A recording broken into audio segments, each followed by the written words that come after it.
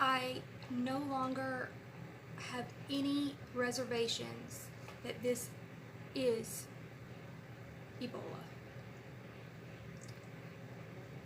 After scouring through all of my books, besides that, I found something, actually a couple things, that are contradicting from what the family member said to what the Fiji Sun is putting out and other outlets. And it's a crucial, very crucial point. So in the first article that came out explaining what occurred, well, this might not have been the very first one, but it goes on to say that a nurse last night revealed that an American couple were given normal saline at the Nadi Medical Center. What does that mean? For those who don't understand what that means that they were given an IV with water in it, essentially. You know, the bags that they hang up and put it through your IV. That's usually normal saline or half normal saline, but that's not really the point. That means that they had IVs, okay? Now, they interviewed the nurse that took care of Michelle and David, and this is what the nurse said. The nurse said she remembered what happened on that tragic day, May 25th. She said she was on duty when the couple were brought in a buggy. A buggy is what we would consider an ambulance, from their hotel room to the center at about 8 a.m. My colleague and I were the first ones to see the couple, and they had symptoms similar to fever. What is similar to fever? I don't know. That's strange. But similar to fever, such as vomiting, diarrhea, weakness, and they were treated and wanted to go back to where they stayed, the nurse said, meaning they wanted to go back to their hotel. She said they administered the couple a normal saline drip. Again, that means they got IV fluids. The couple stayed until about midday when they were taken back to their hotel room. At 5:30 p.m., the woman was brought back to the center because she collapsed in her room, the nurse said. She was dead when she reached the clinic. Remember that. Mr. Paul was in shock. The doctors at the center suggested that he be taken to Lukatoka Hospital. At Lukatoka Hospital, his condition became serious and he was put in the ICU. He died on May 28th. Okay, now the text messages that came directly from Michelle and David to their parents. The first text message said that her and David had arrived on their vacation. We've been throwing up for 8 hours. Dave has diarrhea. My hands are numb. We will text when we can. And then it goes to say that they were back in their hotel room. Michelle Paul wrote another text to her mom, updating them on their status. We got back from the clinic. They gave us fluids, which is what I talked about with the IV fluids, and anti-nausea. I'm assuming Finagrin. Okay, then these messages from David were sent to his mother. We were in the hospital all morning, he wrote.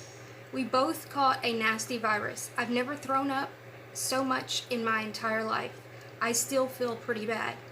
His wife Michelle was texting her mother as well. We are both going to the doctor, the 35-year-old wrote in messages. The thing is, some of these articles didn't put all the information in. That's why I'm kind of repeating it. Okay, so this is the critical part. Then David's mother told the Post that he called her for the first time May 25th, telling her that after the couple was sent back to their room, Michelle began sweating and shivering. He told his mother that he was still too weak to even take her to the clinic. So he called for a ride. But when they got there, he said, Michelle was laboring to breathe, and in the end, the doctors were unable to save her life. See, that's not a direct quote. That's just what they wrote. Okay. And then 2 days later, he was dead. It's so strange. Now, this quote right here is, in my mind, the smoking gun. It says, this was from Rebecca. This is David's sister, okay? David was a husband. So she said that her brother awoke after resting in their hotel room, and his wife was clammy and sweating, and he was too weak to take her to the hospital himself. We went over that. When the couple returned to the hospital, it was too late for Michelle. She died on May 25th. Quote, this is a direct quote from Rebecca. They could not get an IV, couldn't revive her, and that's when she passed away. Not long after that, my brother ended up in the hotel. Later on that day, he went back to the hospital. He got released again, and we thought he would be able to come home. But then he died 2 days later. So all of these stories, I feel this one is the most credible one, because they actually quote the family. Well, the one from, obviously, their voices and stuff, but I'm talking about just an article. This is the most credible one. The other ones tended to leave out some very important information, like that part. They could not get an IV. What does that mean? They just had an IV that morning and were given a liter of fluids. But I'm about to explain to you what Ebola does to your veins. So now let's go back to the critical point of the nurse's testimony or statement. Her, along with the other nurse that took care of Michelle and David, were both admitted to the hospital, along with 3 others, which included a police officer and 2 security guards. Okay, I'm aware that 4 of us have been discharged and have been sent home, while 1 more is still admitted at the hospital because that person was admitted a few days after we were. So they were kept at the hospital for days. Okay? I am feeling okay now, the nurse said. And then she talked about what she remembers, which is what I already talked about. But now let's go on to what happened right here. After I saw the couple, I started experiencing similar symptoms. And a few hours after, we were treated at the medical clinic, then transferred to Nadi Hospital. We had probably had 9 to 10 liters of an IV. And we got medication every 6 hours. But so far, all of our tests are negative. Let me break that down. The nurses and all of the other people that came into contact with Michelle and David had to receive 9 to 10 liters of fluid and 6 medications every 6 hours. If they, meaning they, the hospital, was not they weren't concerned. They thought maybe it was just the flu or it wasn't something that needed to be worried about. Why would all of these people need so much fluid and so much medication? All the tests are coming up negative. What are you giving them medication for? What, are you just giving them random medication? Is that what they do in Fiji? No, of course not. The reason that all of them were pre-medicated is because the hospital knew exactly what this was. Obviously, that is my opinion. But, so they started giving them antivirals and fluids. Because if you catch Ebola very early on, you can treat it with antivirals and fluids. Most people survive if caught that early on. That's why so many of the healthcare workers that do end up coming into contact with it, most of them don't die because they know they touched something that they weren't supposed to touch, and they automatically start them on antivirals. Same thing happens with needle sticks. Like whenever you're a nurse or whatever and you do an IV on anyone and you accidentally stick yourself, they're going to start you on antivirals in case that person has Hep C or HIV or any of that, until then they'll test that patient, and if tests come back negative, then they'll just stop the antivirals. Okay? That's how it works. So all of this put together paints a complete picture of exactly what this is. They would never have had to treat the police officer, the security guards, all these people that weren't having symptoms, and then 2 nurses. The nurse said she was having some symptoms. Let me see. After I saw the couple, I started, yes. So she might have been thinking she was having symptoms. I don't know, but it doesn't matter. None of the other ones were having symptoms.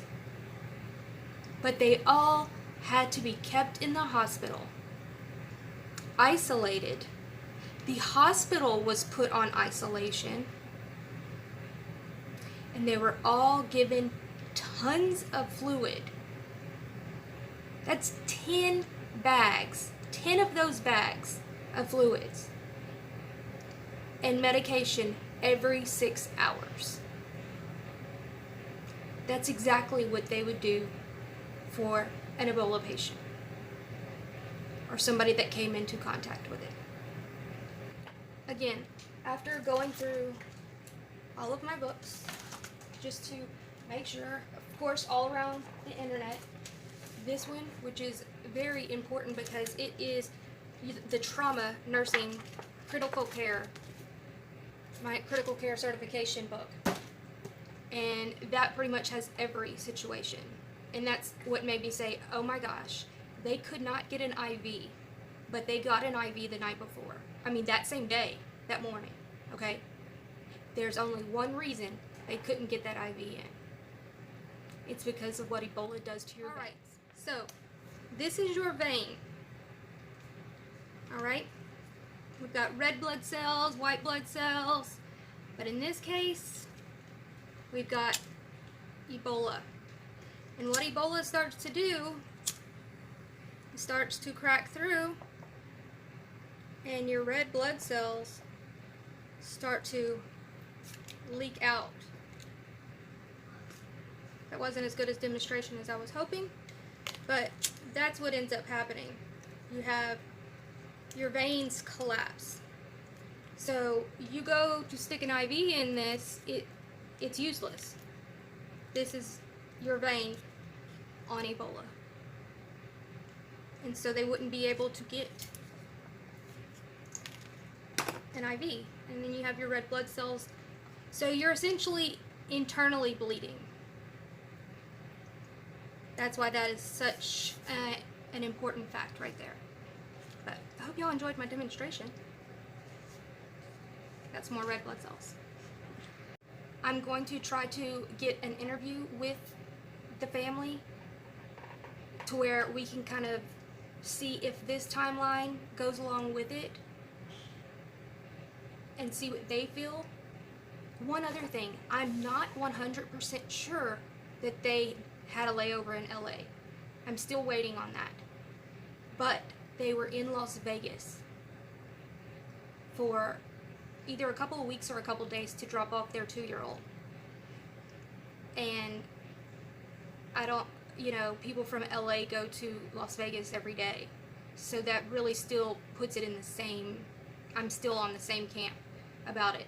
Because if they did get it in Vegas somehow, even if they came into contact with their family in Vegas, you're not normally contagious the first couple of days.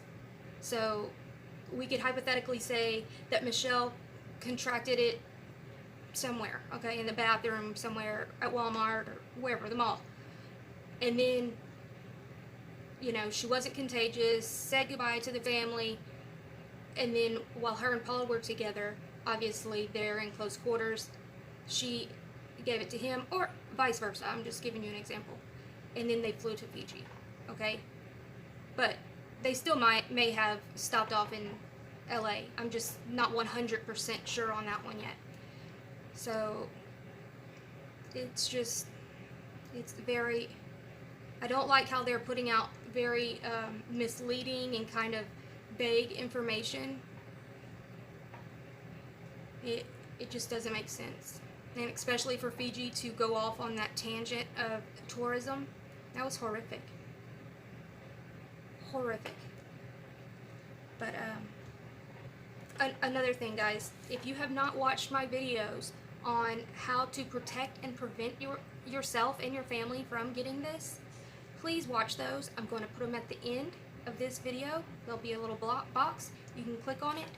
Another thing, I know some people are going to get there's some people that are just weird about this, but after doing a lot of research and a lot of questioning and all of this stuff, the only way for us to absolutely stay safe from things like this is to stop touching money. And so I do have a little bit, from what I'm seeing, it looks like most countries are going to cryptocurrency. And I know people are going to think one world currency. It's not. It really isn't, because there's coins. There's Bitcoin, Litecoin, Ethereum, EOS. I could go on and on. They have privacy coins. So it's not a one world currency. There are coins for many different things. And so I'm going to have a kind of expert in the field of cryptocurrency, because I still don't understand it all. I mean, I made an account and everything. And I'll put that link in my pinned comments so you can join Coinbase. Yeah. And if you join Coinbase, I think like you're going to get $5 and I'll get $5 or something. Anyway, but I'm going to have somebody on here and he's going to talk about it and explain some things about it and help us figure this out, because I'm telling y'all, I've talked to many people in many different places of my sources or whatever, and that really is what it's going to go to. Our dollar is going to collapse, essentially. We already see it. We see China dropping the dollar. We see India dropping the dollar, or being very, pretty much saying they are about to. You know, Venezuela dropped the dollar. Libya dropped the dollar. I could go on and on. And it just is what it is. I don't, honestly, I don't see any difference in having Bitcoin than having a debit card. Except you actually make money on your Bitcoin or your Litecoin rather than your dollar not making anything and you just touching dirty money everywhere. So anyway, I just wanted to tell you all about that. I'll probably have him on tomorrow or tonight or something, and I will talk to y'all later. If you would like to support the channel, all the links, or follow me on any of my social media, they will be in the pinned comments. Y'all have a wonderful day. Bye, guys.